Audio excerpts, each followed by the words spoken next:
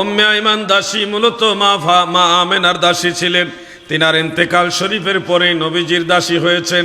আমার নবীজির প্রস্রাব মুবারক তিনি পান করেছিলেন। এই উম্মে আইমানকে নবীজি মায়া করে মহব্বত করে বলতেন, আনতে উম্মি বাদা উম্মি, ওগো উম্মে আইমান, আমার মায়ের পরে আপনিও আমার একজন মা। সুবহানাল্লাহ।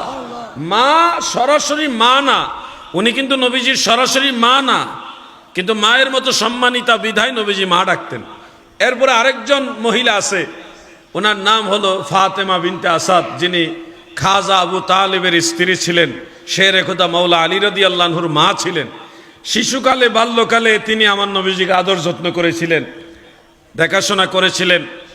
তো এই উম্মে ফাতেমা বিনতে আসাদ তিনি যখন ইন্তেকাল করলেন, আল্লাহর হাবিব নিজে তার জানাজার নামাজ পড়াইছিলেন। ফাকাব্বারা আলাইহা আরবাআন, 4 তাকবীরে জানাজা পড়াইছিলেন।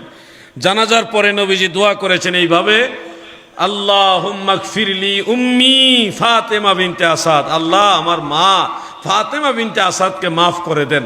এই যে দোয়া করার ক্ষেত্রে নবীজি সম্বোধন করছেন উম্মি, আমার মা, তার মানে মায়ের মতো সম্মানিতা যারা, তাদেরকে মা বলা এটা নবীজির আদর্শ।